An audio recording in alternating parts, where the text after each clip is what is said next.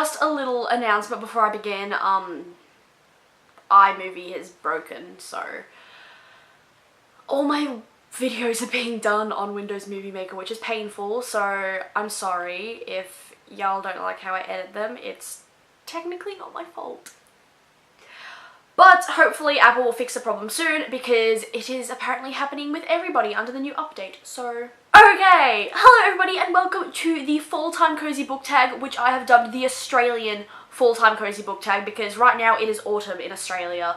It is very, very cold, and I'm wearing like short sleeves, and like the heater isn't on anything, so I'm kind of cold, but it is very, very, very pretty, especially if you're driving through the eastern suburbs of Melbourne, which I aspire to live in one day. It's very rich. Question number 1. Crunching leaves. The world is full of colour. Name a book that has oranges, reds and yellows on the cover. For this I have Illuminae by Amy Kaufman and Jay Kristoff. I accidentally said Megan Spooner. This whole book cover is autumn. It's got like all the colours on here. I love it so much.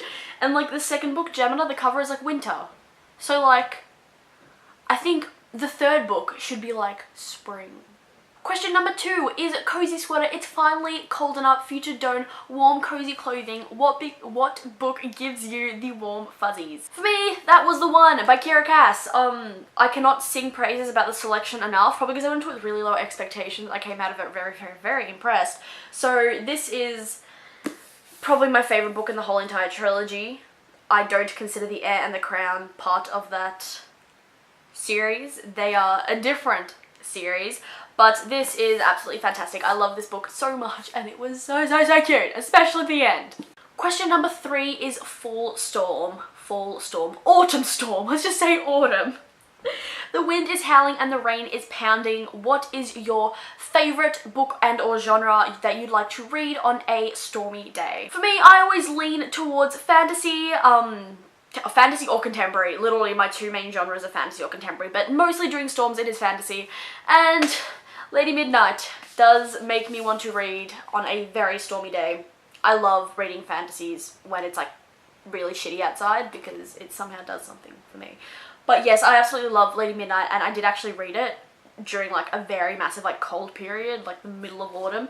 So I now have like nostalgia when it comes to that. Question number 4. Cool crisp air. What is the coolest character that you would like to trade places with? For me, that is Lynn Cinder from the Lunar Chronicles, like the first book, Cinder, aptly named.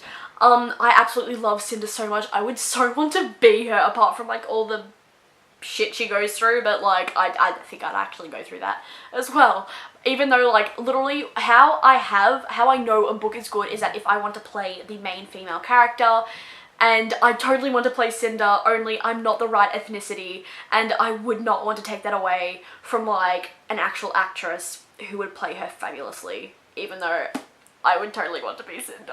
Question number 5, Hot Apple Cider. What is an underhyped book that you want to see become the next biggest, hottest thing? I have a lot of underhyped books that I could like bring in here and show off, but the underhyped book I'm feeling right now is The Body Electric by Beth Revis. You may know Beth Revis from the whole... Where is it? Shit. There. Across the Universe. I love how I had to like find the book on my shelf. This was her standalone like this, and it's kind of in the same universe as Across the Universe. And I really, really love this one. I loved it more than I loved Across the Universe. This one was like my favourite thing forever. Like I pre-ordered it on iBooks and I didn't actually know I pre-ordered it.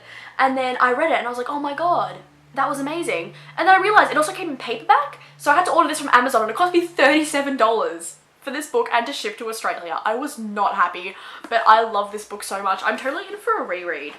I feel like I should, oh my god, this book is fantastic. I just love this book so much. And no one knows about it. They're just like, oh yeah, Beth Revis, the one chick that wrote that one trilogy. And I'm like, no, there's another one, wait. Question number 6, coat, scarves and mittens. I actually need to read this one off the sheet because it's got such a long description.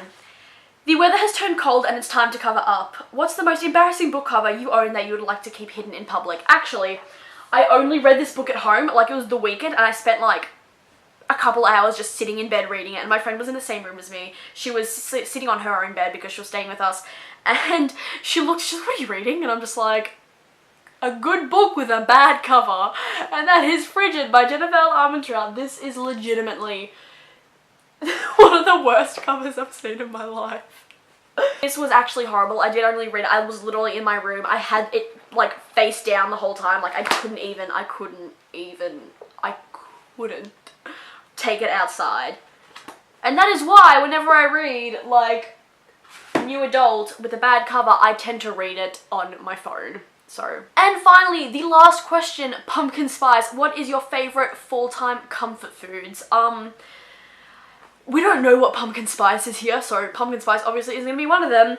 My favorite full-time foods are hot chocolate, friggin' love it, and cinnamon buns. Okay, there's this one chain in Australia, I'm not sure if it's anywhere else, and it's called Bread Top, and it's this chain of like Asian bakeries basically, and they have the best cinnamon buns ever. They're like donuts and they're like twirl and it's covered in cinnamon. Oh my god. I hope you have a great day. I will hopefully have another video up for you soon. So I will see you then.